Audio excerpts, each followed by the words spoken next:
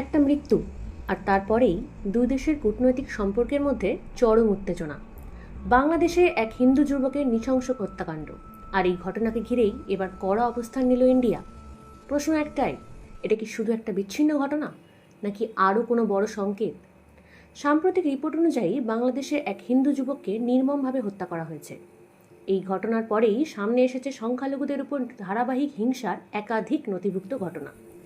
মন্দিরে হামলা, বাড়িঘরে আগুন, ভয় দেখানো, এইসব অভিযোগ কিন্তু নতুন নয়। কিন্তু এবার বিষয়টা আন্তর্জাতিক স্তরে গিয়ে পৌঁছে গেছে। এই ঘটনায় ভারতের বিদেশ মন্ত্রক অর্থাৎ মিনিস্ট্রি অফ এক্সটার্নাল অ্যাফেয়ার্স স্পষ্ট ভাষায় জানিয়েছে তারা এই হত্যাকাণ্ডে গভীর উদ্বেগ প্রকাশ করছে। ভারতের বক্তব্য কিন্তু পরিষ্কার, বাংলাদেশ সরকারকে অবিলম্বে দোষীদের চিহ্নিত করতে হবে, কঠোর শাস্তি দিতে হবে এবং সংখ্যালঘুদের নিরাপত্তা নিশ্চিত করতে হবে। এটা শুধু কূটনৈতিক বিবৃতি নয়, এটা একটা সরাসরি বার্তা। কারণ ভারত বাংলাদেশ সম্পর্ক মানেই শুধু বাণিজ্য বা সীমান্ত কিন্তু নয়, এটা ইতিহাস, সংস্কৃতি আর মানুষের সঙ্গে মানুষের সম্পর্ক। যখন সংখ্যালঘুরাই নিরাপদ নয়, তখন সেটা শুধুই একটা দেশের অভ্যন্তরীণ বিষয় কিন্তু থাকে না, তা হয়ে ওঠে মানবাধিকার ইস্যু।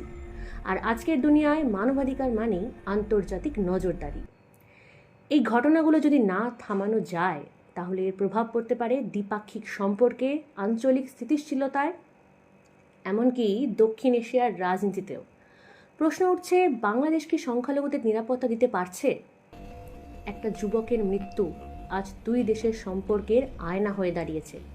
আপনার কি মনে হয়, এটা কি একটা বদলের শুরু, নাকি আবারও নীরবতায় ঢেকে যাবে সত্যিটা?